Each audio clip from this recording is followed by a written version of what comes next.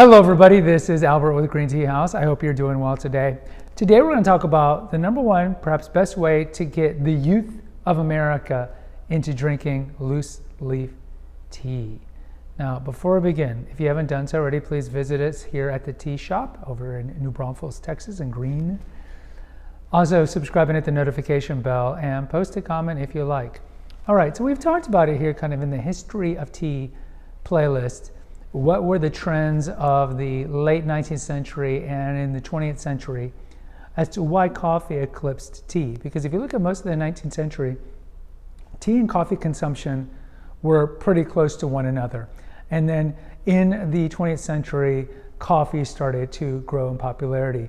And one of the reasons it did is because of Starbucks. If you talk to your, depending on your age, your parents, grandparents, you talked about like coffee consumption in the 1970s. It was bad diner coffee, bad gas station coffee for 75 cents, and then a lot of instant coffee, Folgers, Maxwell's, and all that stuff like that. It really was Starbucks in the 90s that started revolutionizing the idea of artisanal coffee. And now you kind of look at Starbucks as just the McDonald's of coffee. You know, they just so much sugar garbage. But that's what really pushed it. And so you look at, let's say, millennials, especially, but I would say Gen Zers and Generation Alpha, just anyone who's 30 years to, let's say, 15 years old. Their whole life has been at a certain age. Oh, Starbucks, ding ding, the bright lights. Oh, the stuff, the sweet coffee drinks that mommy didn't let me drink, and now I'm old enough, either in high school or in college, to go get it. And that was like their recourse and their option, and they're probably targeted to like that kind of sugary coffee. And there's really no comp with tea. Like, where are they going to go to get that kind of tea? Sure, we have sweet tea places and whatnot, but when it comes to hot beverages, really it's coffee and it's Starbucks. So you look at the typical, let's say, 30-year-old, their whole life has been drinking coffee every day. And coffee's addictive. Of course, it's not just the caffeine, but it is addictive. You like the feel that you get that hit, but then you crash. So you have to drink more. You get the hit and the crash, right? It sounds like a drug. And so this is all they've known. They don't know about tea. And what recollection they might have of tea is, oh, teas what grandma drank, chamomile in the porcelain cups, and it tastes that light. It doesn't taste like anything, stuff like that. And so we've talked about here, like, how do you get the typical American more into artisanal tea? And I've talked about here in a previous episode how within 20 years, I do think artisanal tea will be consumed as much as artisanal coffee. I really think it's going to explode in the next 20 years. And I think one of the marketing ways you can do it is, sure, we can talk about the health benefits of tea, but when you're 22, you're not going to care that it's loaded with catechins. You don't care. Or that dark teas have scores of fungus and bacteria, if not really hundreds of fungus and bacteria that's good for your microbiome. They don't care. They think they're going to live forever. But I think this is the one way you can really target it to the youth. I'm Generation X. I'm 50 years old.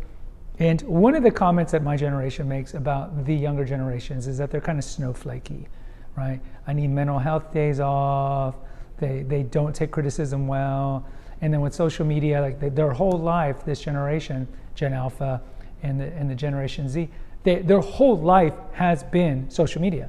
And you think about smart devices that came around in 2007, their whole life has been these things. They don't know a life without it. And concomitant to that, you've seen just the rise of mental health problems, depression, anxiety, eating disorders, suicidal ideation. All this is correlated to spending more time on social media. And so I think one way you can market tea is L-theanine. Tea relaxes you. Tea calms you. And a lot of these kids of this generation are wound up, hypervigilant, not just because of screens, but it could be video games, fear of missing out, a bunch of other things that could be on a lot of prescription drugs, just fill in the blank. But they tend to be overstimulated. It's an overstimulated generation. And then you augment that, or you could really use the verb exacerbate that by giving them coffee, which again is going to spike them and then crash. So worst thing you can give to people who are dealing with anxiety. So you tell them tea relaxes you because of L-theanine. Tea will have caffeine. Tea will give you some alertness, but it gives you relaxation and some focus. And I think that's the way to market tea to the younger people who've never had it, is be like, look, I know you've drank coffee your whole life, but there is a beverage out there that actually relaxes you, and you might want to give it a shot. And then you go from there. I'm saying, look, if we could lock 100,000 Gen Zers and Generation Alpha in a tea house and introduce them to the wide range of tea, because we talked about that long ago, like 4 funny reasons why tea is better than coffee. The wide range in taste in Camellia sinensis outweighs any wide range of taste that you get from Arabica or Robusta beans. It just does. So once you get people into a tea house, and let's say you lock them in there, and you expose them to the 6 families of tea, and within each family the different cultivars and the range of taste, and you throw in tisanes, and you'll see on their own, without looking at empirical evidence, but on their own, that this drink is really relaxing and chill, I think you will see a change. And I think that is the best way to get them, especially the men, because we've talked about before how hot tea is kind of perceived to be effeminate for a lot of American men. And I think if you're looking at American men who deal with mental health problems, I think if you posit to them and position tea as the beverage that lowers anxiety, lowers depression, in addition to all the other health benefits and the great taste, I think that's the best way to go.